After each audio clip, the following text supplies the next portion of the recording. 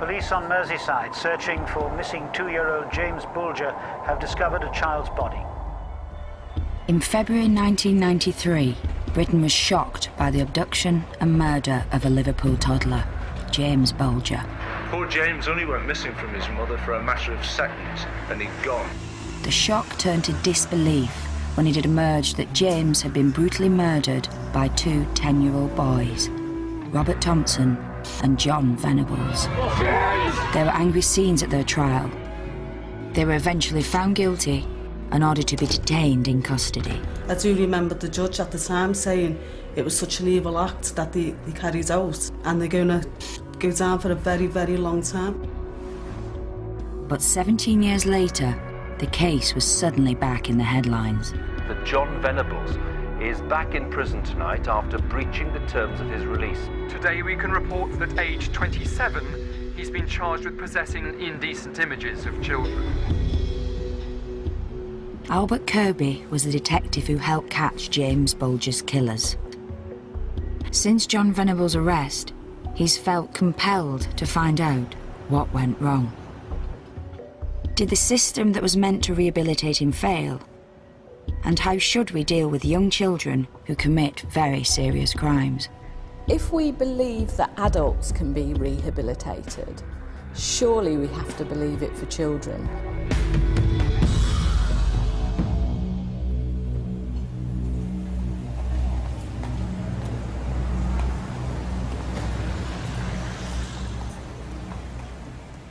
I remember early on that Friday being told a little boy had gone missing in the shopping precinct in Boothall. I was then head of the Serious Crime Squad in Liverpool. We all thought, first of all, he was a little boy who'd just wandered off and got lost.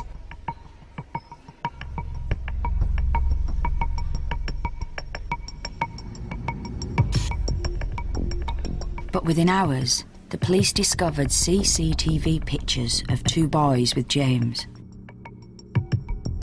They later identified them as Jon Venables and Robert Thompson and plotted every inch of the route they took with James.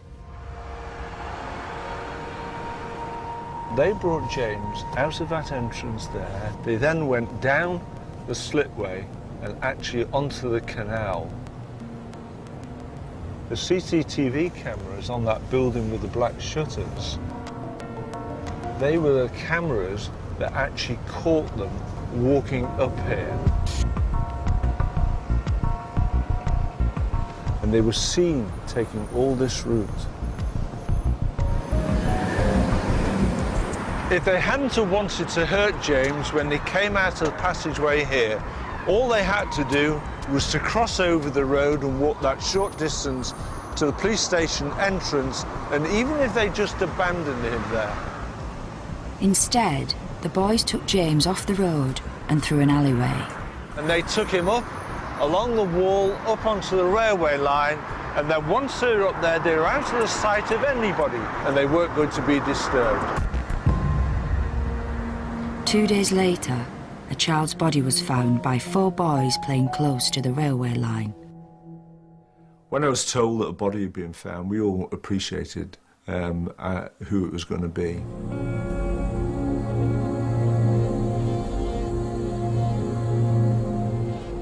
I've seen many murders, I've dealt with many murders, but I've never ever seen the extent of the injuries that were inflicted on someone who was basically totally incapable because of his age in actually defending him.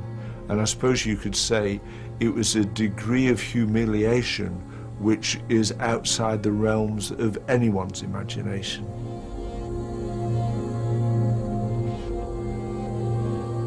But I think we were all numb, to be quite honest, by actually what we'd seen. You couldn't really think in your own mind, when you saw what had happened at the actual scene of the murder, that the person who was responsible for that was a child. But that picture was building up, and we thought, we have now got to prepare ourselves that actually those 2 young boys that took James were responsible for causing his death.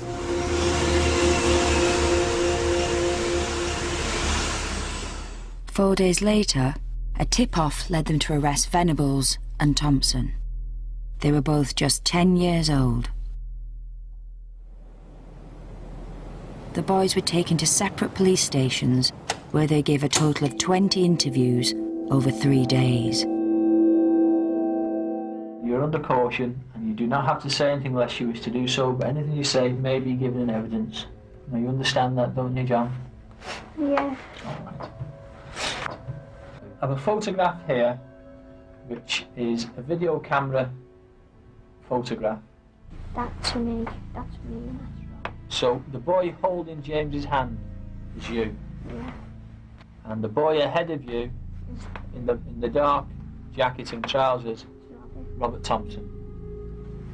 And what was it you told us? That I killed James. Right.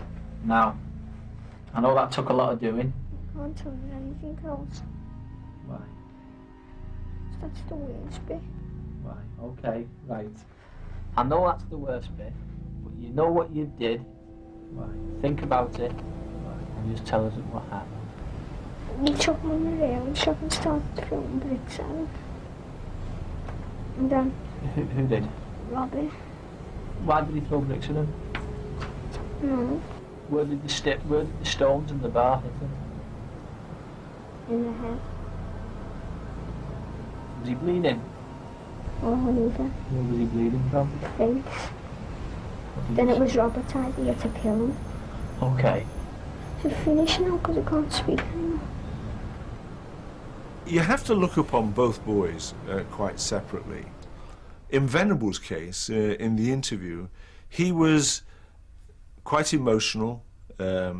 He was subject to breaking down. His activities in the interview room were quite bizarre, in so much he'd get up, he'd walk round, and he'd throw himself at one of the detectives for comfort and support. In Thompson's case, he was completely different. He was streetwise well above the age of 10. In his interview, Thompson blamed Jon Venables for the killing.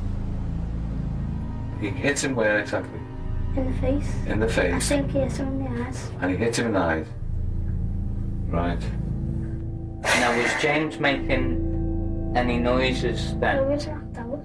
He was knocked out. Was he moving at all? The trial sparked a huge public outcry, with many branding the boys as evil. The judge took the unusual step of allowing them to be identified, so the whole country soon knew their names and faces. After a trial lasting 17 days, the jury found them guilty of murder. They knew full well that what they were doing was not only wrong, it was seriously wrong. And it wasn't as if it was a childish prank that had gone wrong. The intention was to cause death, to commit murder. The criminal justice system had dealt with James Bulger's killers.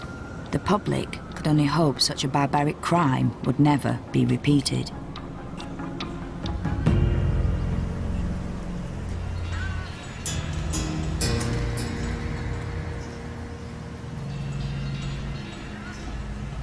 But on Saturday, April the 4th, 2009, a 9-year-old boy was found wandering and covered in blood on a street in Edlington, near Doncaster. He and another young boy had been the victims of a furious assault carried out by 2 children. Despite his injuries, he managed to say that his friend was seriously injured and needed urgent help. A search was launched to find him. I mean, I suppose it's just purely by chance that I decided to walk down here. Why? Sergeant Richard Vernon was the first to stumble on the scene. What did you first see then? The first thing I saw was a young lad, partially clothed, face down on a muddy riverbank, covered in blood and motionless. It was a cold day like today, and seeing a blood-covered, motionless body, you think, is this lad any longer alive? So he was lying there with his feet in the water then, and whereabouts was he the was upper laid, part of his he was body? laid upwards up the bank with his hands like that and his head to one side on the riverbank. It was immediate, obviously, he got a serious head injury, a wound to the back of his head that appeared very deep. He was in and out of consciousness. There was a lot of blood on his face and the back of his head. He kept closing his eyes and opening his eyes again. I've been in the job for over 22 years, and I've never seen somebody that's still alive with injuries as horrific as that, and especially on a child of that age. No, never.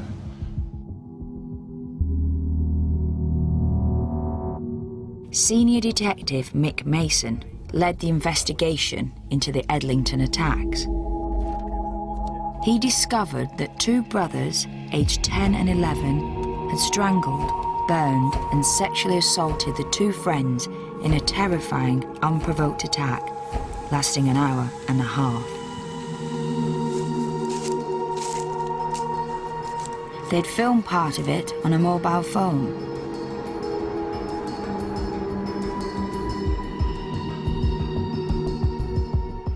There must have been a stage whereby they were very close to actually committing the full offence of murder. Why do you think that your two offenders actually left them at that stage and didn't fulfil the ultimate act of killing?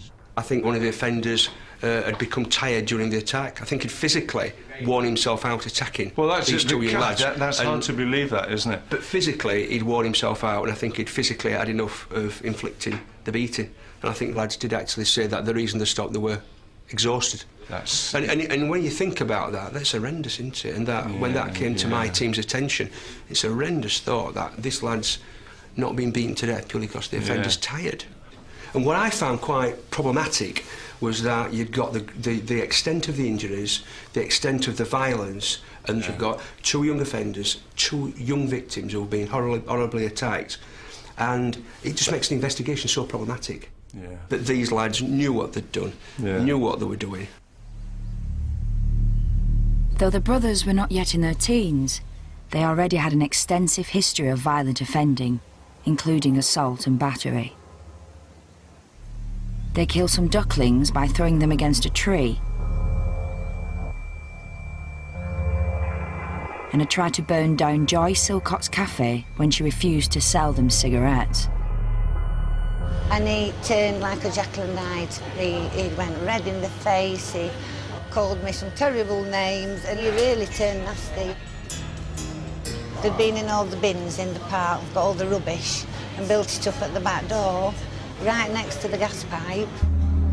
It was the older of the two boys, got the younger boy to light it. If they'd have left it, it had just gone up, it had just gone. The boys' antisocial behaviour was escalating, and neighbours began to gather evidence, here filming them throwing stones at houses. The family were well known to social services, and just 3 weeks before the assault, the boys were moved into foster care in Edlington, where they were nicknamed the Mini Cray Twins. The family were quite dysfunctional. The parenting skills that they possessed were nil, really. So the lads hadn't been brought up very well. It's been a violent background, a violent history in their family. What, violence within the family, or directed towards them? Well, it was certainly from a violence within the family environment, if you like, and also crime within the family as well. I found them quite cold and... Just disinterested, really. Just disinterested. Yeah.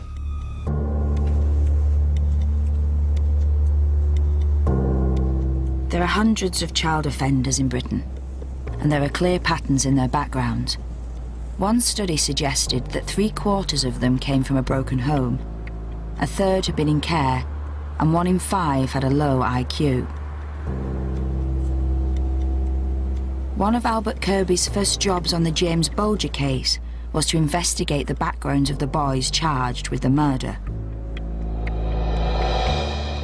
When we looked at the history of the two boys, there were suggestions that Venables had been the subject of bullying at school. In fact, one of those that were bullying him at one period of time was Thompson. But they became friends, and we know certainly the year up to before the murder, they were regular truants from school, always coming out and being involved in petty shoplifting, that type of thing. In Venables' case, mother and father were separated, but had joint care for the children. Robert Thompson's upbringing seemed more difficult. There is a history within the family of violence. 7 children, a big age span. Oldest one's been arrested, been to court, been in the care of the social services. Father who abandoned the family, just totally dysfunctional.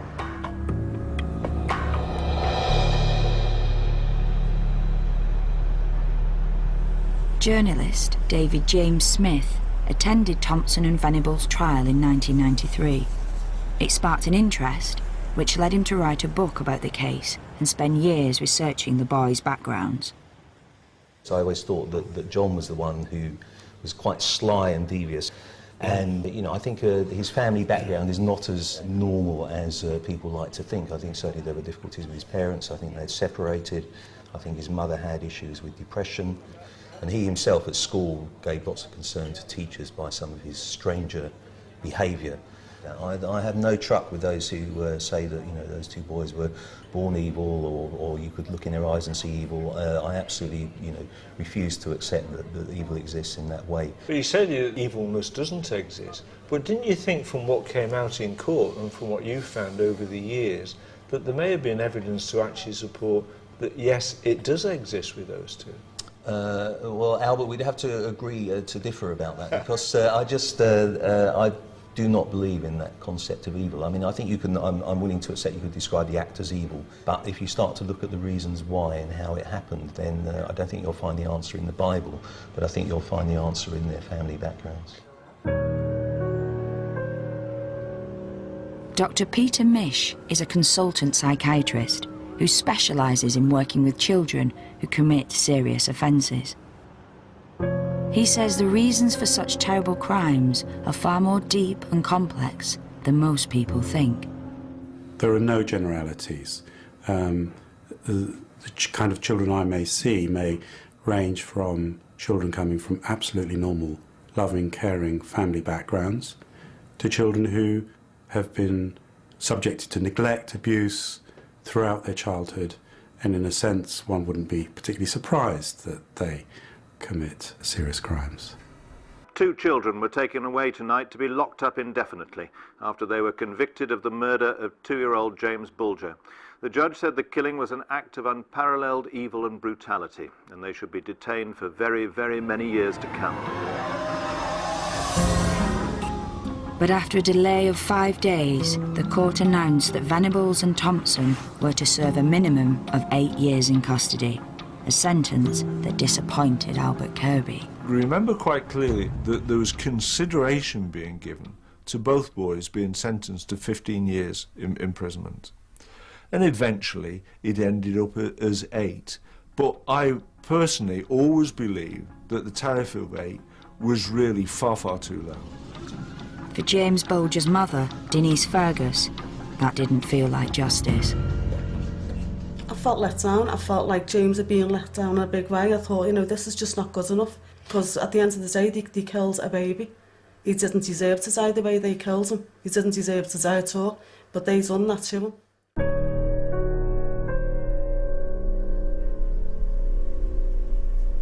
For the hundreds of juveniles convicted of serious crimes in Britain every year, custody often means a secure children's home. There are 10 of these in Britain. They're designed to house those guilty of offences ranging from burglary to murder, as well as vulnerable children sent there for their own protection. In 1993, Jon Venables was sent to this one on Merseyside. One of the managers there at the time was Pam Hibbert. Secure children's homes are what they say. They're secure. So they have bars, they have locks, staff have keys, children are locked in and out. What we endeavoured to do was to put the emphasis on the children's home bit rather than the secure bit. Care and control. I think that's really important. And it's not control in terms of physical control, but actually controlling children by the relationships that staff have with them. That's really important. This is Orchard Lodge, the last secure children's home in London.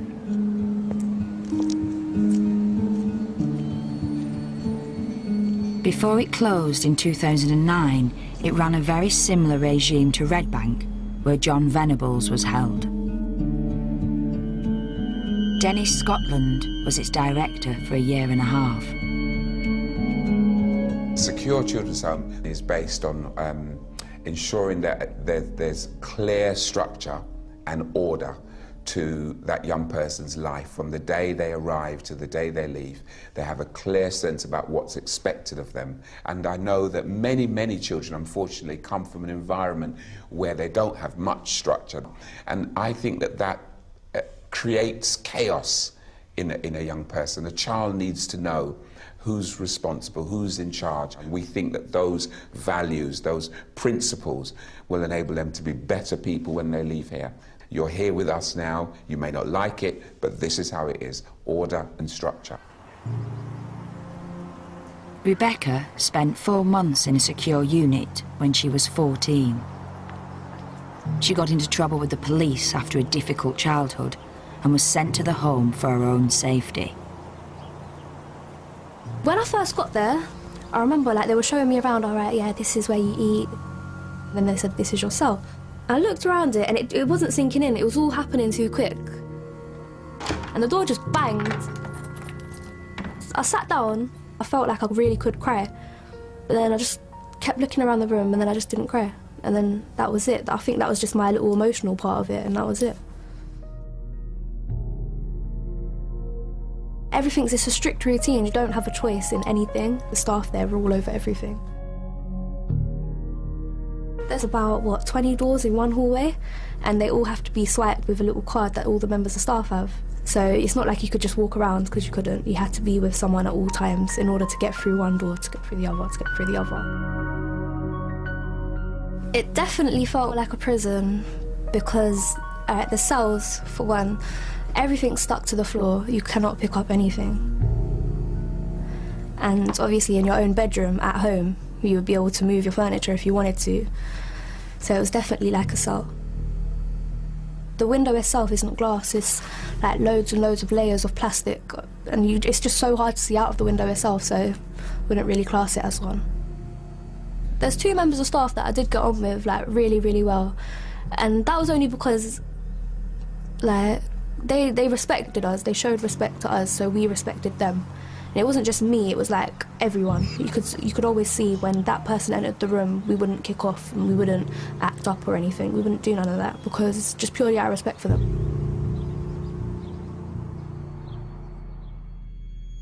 Jon Venables started life at Red Bank under a false name. This was meant to protect him from unwelcome questions. He had difficulties settling in, even threatening on one occasion to batter a member of staff's baby. It's something that takes not months but years of really intensive work. And I would suggest the younger the child when they commit the offence, the longer it takes. The realisation that you have done something awful and you're going to have to live with that forever, it is never ever going to go away. All children held in secure units are given an individual treatment plan. Their psychological needs are assessed, and many receive intense therapy, intended to make them accept what they've done wrong. Actually, acknowledging their own responsibility, that's a really big hammer blow to children. I did this, I really did this, I did something horrendous that is vilified by the world. It's a big thing, and you have to be very tough with them and not let them make excuses. That's really important. The emphasis here is not on punishment. The aim is to rehabilitate its young residents within the confines of a secure setting, and to prepare them for release. Yes, you get the media stories, don't you, about, you know, their holiday camps, they have PlayStations. But the law in this country says that the deprivation of your liberty is the punishment, not something extra we do once you're inside, but actually being deprived of your liberty is the punishment. And I think, you know, an expectation that then people are going to be in chains and live on bread and water is perhaps wrong. It costs about £215,000 a year to keep a child in a home like this. But there are no statistics on reoffending rates from secure units, so it's impossible to tell if they're successful or not. And for the families of victims, the regime can often appear too lenient. As the years were going on, I was learning about how they were getting treated in there. They were getting given the best of everything. They picked wallpaper to go on the walls, and every game that come out on the market, they were getting given. So I thought, you know, where's the punishment in this? I just felt so let down by it all. As Jon Venables approached his 18th birthday, he became embroiled in a scandal. He was accused of having sex with a female care worker from Red Bank. Though there were no criminal charges, the carer was suspended and never returned to the unit. And in an official report in 2000, inspectors criticised the running of the home, saying in some areas it fell short of the standards required to meet the needs of young people within it, and demanded urgent improvements. It's not clear if these failings had any direct impact on Venables' care and progress in the unit, and within months, the authorities decided that both he and Robert Thompson were ready to be released.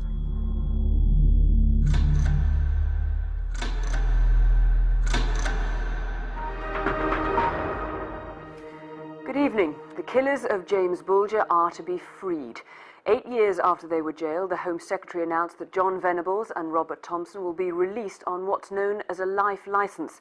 They'll be under supervision for the rest of their lives and could be rearrested at any time if they're thought to be a risk to the public.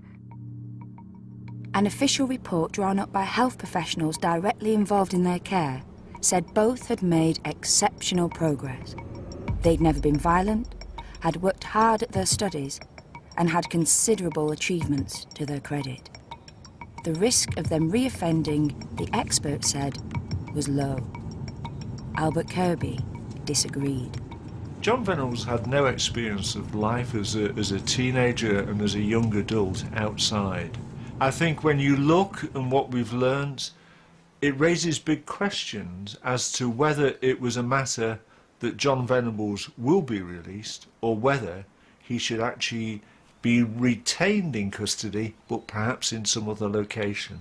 And I think that's a key part that we've learned looking at the whole aspects of secure units. So I seriously question the assessments that were made that he was ready to make that transition at 18 years of age.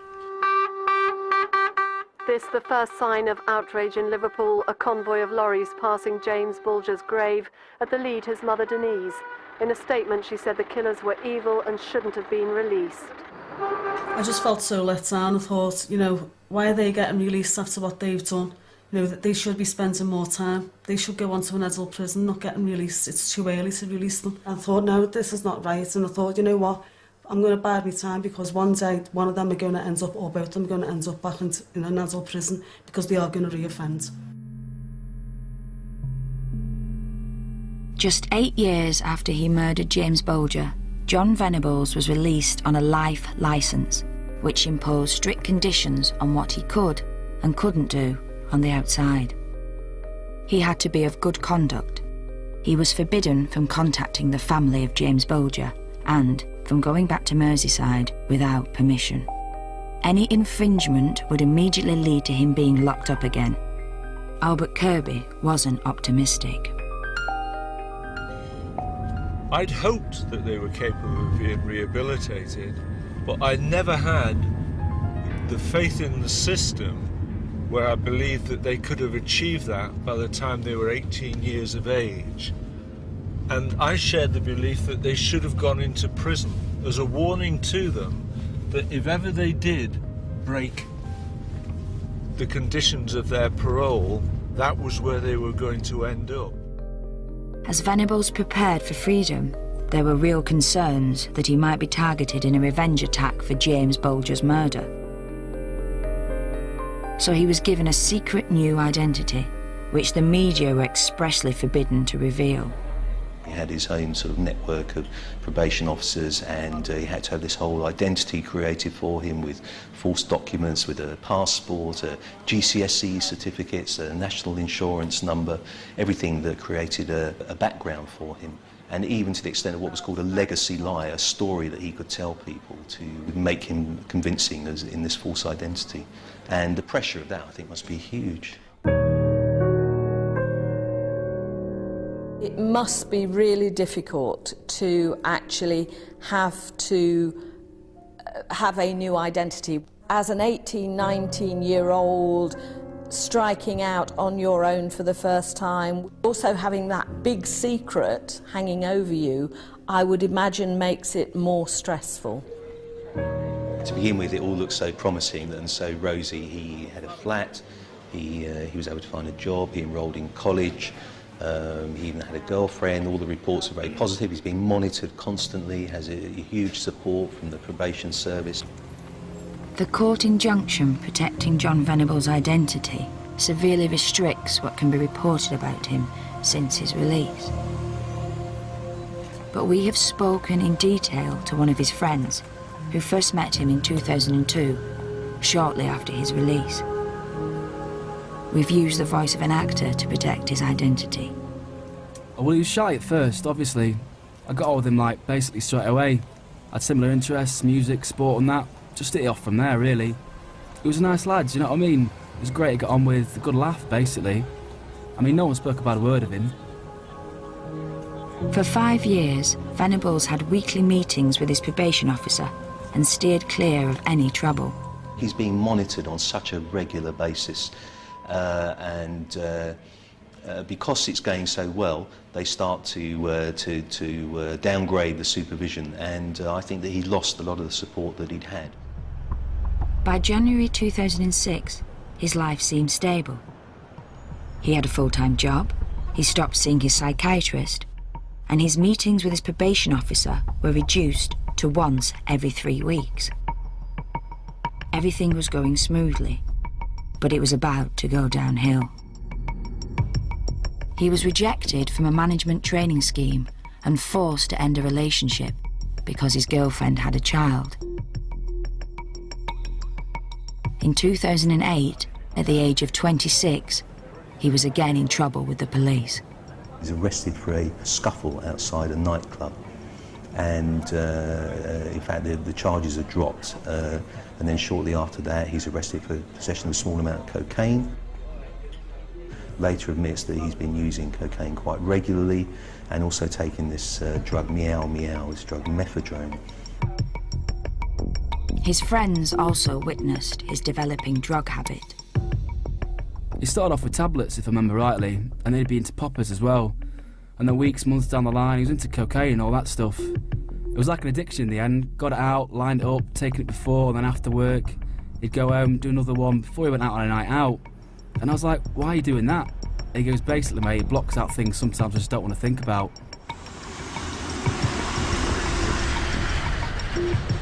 Despite his monitoring, Venables was given permission to go abroad and chose to holiday with friends in Amsterdam. I remember he went to Holland with some mates. It was more of the same as over here. Nightclub, drink, drugs, looking at girls. Over there it's a different country, different culture. I guess he just wanted to experience a different atmosphere with his mates. It's an experience you can remember all your life. I think he liked it. All through that period that he was out, there was this constant fear of being discovered. He was afraid. He was afraid of being found out. He was afraid of, being the victim of some revenge attack. After his arrest for fighting and the evidence of drug abuse, his supervision was stepped up again. He was told to meet his probation officer every week. He was also placed on a curfew and had to stay at home from 11 o'clock at night until 6:30 in the morning. But for Albert, this intervention came too late. We know there was close supervision with him, which would perhaps help him in some way of feeling secure, because there was always someone there who he could turn to. Someone who could tell him, like his life inside, how to run his life.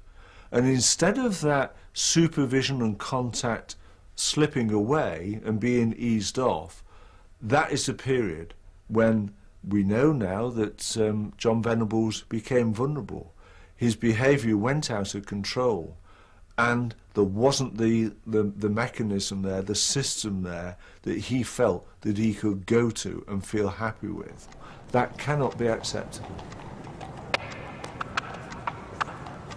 Venables' spiral of decline continued. Though it was strictly forbidden under the terms of his licence, he started going back into Merseyside, close to the scene of James Bulger's murder. He goes back to watch Everton matches and he goes to see concerts. If he'd been found out to be doing those things, he would have been recalled to prison immediately, and arguably he should have been recalled to prison. But he wasn't, and after one late night drinking session with his friends, Venables finally cracked. Despite all the efforts to protect him from exposure, he started to reveal his true identity. We went out, he was like himself, normal, talking about the obvious, football, music, and roughly about 11:30, 1 o'clock in the morning, when he was more gone, he was like, "Got something to tell you." He said, "Do you remember that little kid in Liverpool that got killed in the train tracks?" So I was just like, "Yeah, why? What about it?"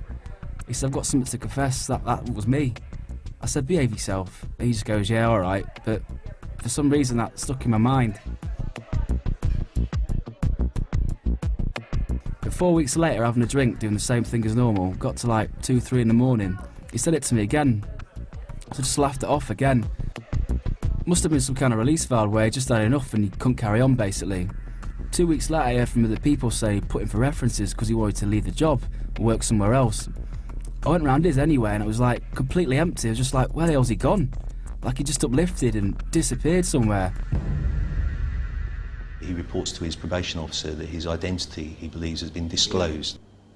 They call the police come around and find him hacking at a computer to get the hard drive out or to destroy the hard drive. They take the computer and they find on it all these quite grotesque images of child pornography.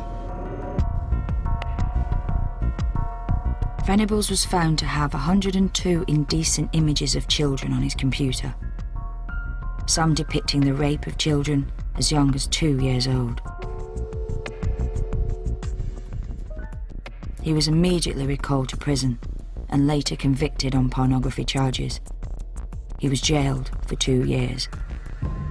Jon Venables, one of the two killers of the toddler James Bulger, has been sentenced to 2 years in prison for downloading child pornography. James Bulger's mother, Denise, said the sentence was too short and that justice still hadn't been done. Did it come as a shock to you when you were eventually told that Venables had been rearrested and was then back in custody? Well, they've always believed that they'd go on to re-offend, and that's been proven with Venables. So I was just praying that he didn't hurt anyone else. That's all that was going through my mind, to just hope no one else suffers at his hands. So what did go wrong? Did the attempt to rehabilitate him simply not work? And was he really prepared for life outside? Venables himself blamed the pressure of living under the constant fear of reprisals, and with a false identity, for his reoffending. Jon Venables had been taught to lie and become very good at it, so when he had things that perhaps he shouldn't have been doing, that he wanted to conceal, then he was able to do that. How on earth can someone who's murdered and is then introduced to a false identity actually handle that? I think it's very, very difficult to actually expect somebody to live a lie on the back of what they've done. In January 2010, the two Edlington brothers were sentenced to serve at least 5 years for what the judge called a sadistic crime against 2 other children. They're now going through the same system of rehabilitation as the one that some believed failed Jon Venables. But with one major difference. As they have never been publicly named, they won't need new identities when they are eventually released. I am pleased that they haven't been named, because I think that is one less added difficulty for their reintegration into life as adults. But I hope that the two boys that inflicted the injuries on them, I hope they don't get treated the way Thompson and Venables got treated. I think we should learn from the past, you know, that it doesn't work giving them the best of everything. It doesn't work rehabilitating them. It doesn't work spending a lot of money on them. In many parts of the United States, the authorities share Denise Fergus's scepticism about the value of rehabilitation. Here, the focus is on long-term punishment.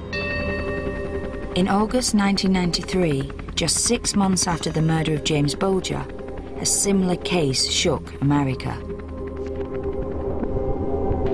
13-year-old Eric Smith was accused of killing and abusing 4-year-old Derek Roby. All rise. County Court is now in session. The Honorable Donald G. Purple Jr. presiding. He's about that tall. He weighed 40 pounds. He lived 4 years and 10 months. And that person killed him. Eric Smith choked and battered the young life out of Derek Roby. That day, Derek had left his house to play at a sports field 200 yards away. He was never seen alive again. So you find the defendant guilty of murder in the second degree? Yes. Is that unanimous? Yes. You may be seated. Take the young man in custody.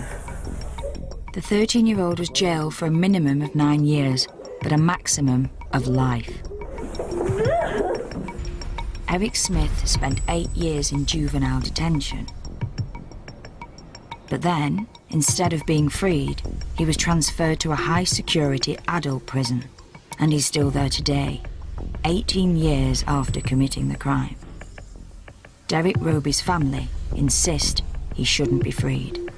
I know I killed Derek, and you know, like I said before, I'm sorry for it. I am. And there's not a day that goes by in some way, shape, or form that I'm like forced to remember what I did. Regardless of what labels they give me, doesn't mean that that's what I am. You can label me a monster, a cold-blooded killer, a demon child, Satan incarnate. I don't care what the name you give me. Doesn't mean that that's who I am. Since 2002, Eric Smith has appealed 4 times to the parole board to be released. Each time, it was rejected. There is no guarantee he will ever be released. Jon Venables could be back on the streets as early as July 2011, though it will be up to the parole board to decide if he's ready. He will remain on a life licence, and his name will be added to the sex offenders register. While there's no suggestion that Robert Thompson has reoffended, Venables' release is likely to reignite the passionate debate on how Britain should deal with children who commit violent crimes. What do we want to do with these children who do commit very serious offences? Now, some people would say, well, you should lock them up and throw away the key. But if we believe that adults can be rehabilitated, surely we have to believe it for children. Surely we have to believe that children who do something awful at a very young age, at the beginning of their development, with the right treatment, can be helped to develop in a way that will make sure they never do anything like that again.